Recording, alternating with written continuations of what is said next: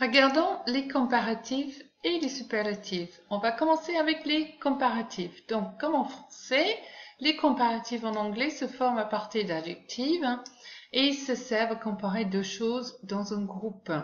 Contrairement au français, en anglais, on différencie entre les adjectifs courts ou ceux qui ne comportent qu'une seule syllabe, long to rich, slow, et certains de deux syllabes si les dernières lettres sont Y ou ER, tels que heavy. Et les adjectifs longs ou ceux qui comportent plus que deux syllabes, expensive, incredible, et certains de deux syllabes, awful ou curious. Attention, quand l'adjectif se termine par un Y, l'Y devient I à la forme comparative, donc on a pretty, prettier, et si on a un adjectif avec une consonne suivie d'une voyelle suivie d'une consonne, on va doubler la consonne à la forme comparative, donc big, bigger.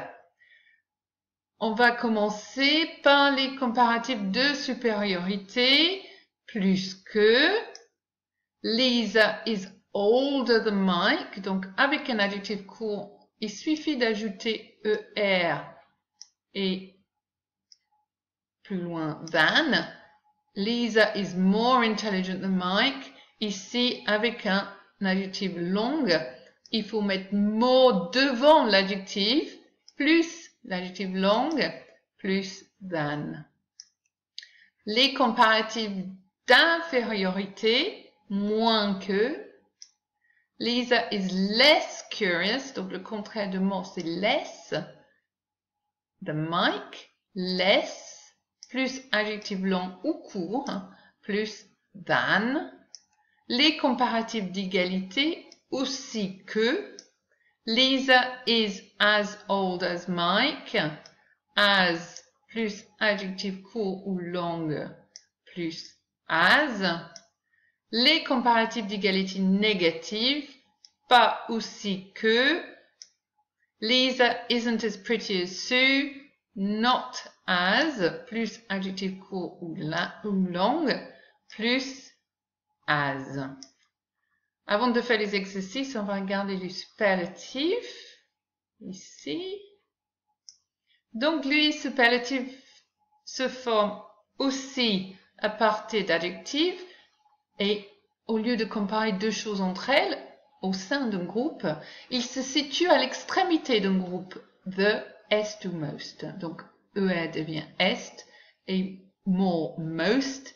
Et il ne faut pas oublier de mettre the avant le superlatif, puisque là, puisqu'on parle qu'un seul élément, tout en haut, le plus, ou tout en bas, le moins, mais à ce moment-là, il faut indiquer avec le déterminant défini.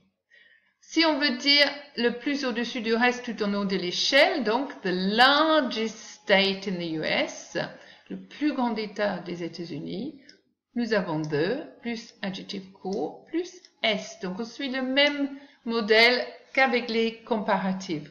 The most populated city on the coast, la ville le plus peuplée sur la côte. The most, plus adjectif long.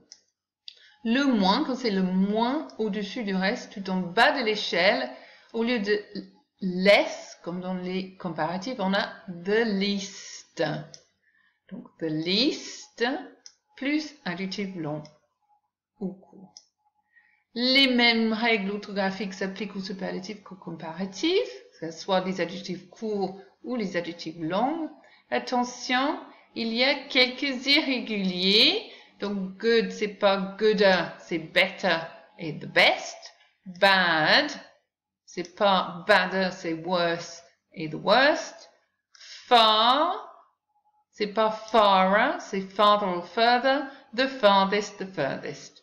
Attention, quelques prépositions, on ne les voit pas, mais je vais vous expliquer.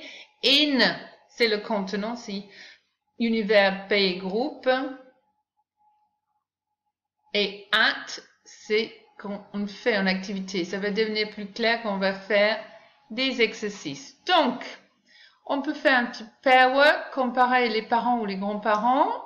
Who is younger, your father or your mother? My father is younger than my mother. My father is taller than my mother. On peut faire plusieurs phrases avec ce petit exercice. Et on va compléter les espaces ici. Alors, on a l'adjectif court high et on n'a que les superlatifs. Pour vous, j'ai déjà mis le the, donc vous n'aurez pas à ajouter.